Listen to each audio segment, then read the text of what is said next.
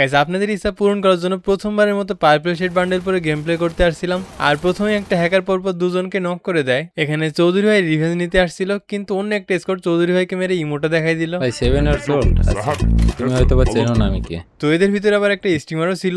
স্টিমারটা live আছে কিনা check করতে গিয়ে তার কিছু ভিডিও প্লে করি আর দেখতে পারি প্লেয়ারটা রিজনের প্লেয়ার। একটা ভিডিওতে দেখলাম সাদিয়া ভাইকেও মেরে ইমোট দেখাইছে। আশা করি তাদের পরিণতি খুব বেশি ভালো হবে না, কারণ আপনারা জানেন এর আগেও যারা ইমোট দেখাইছে তাদের শেষ পরিণতি কিন্তু খুব বেশি ভালো হয়নি। তো আমি বরাবরের মতো রিভাইভ পেয়ে আবার পিকেতে ফিরে আসি আর ইমোট দেখানো স্কোয়াডের দুইজনকেই পরপর নক করে দিই।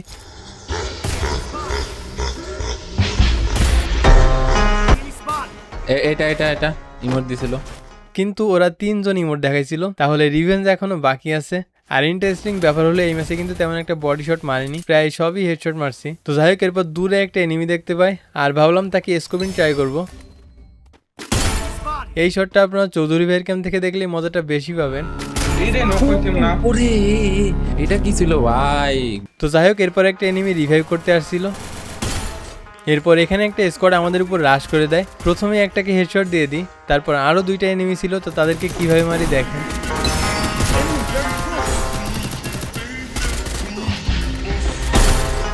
তো এদেরকে মারার পর জোন থেকে বের হওয়ার সময় আমাকে একটা প্লেয়ার কই থেকে আচমকা নক করে দেয়, তারপর রিভাইভও পেয়ে যায়। আর নিচে ছিল ইমোট দেখানো স্কোয়াড।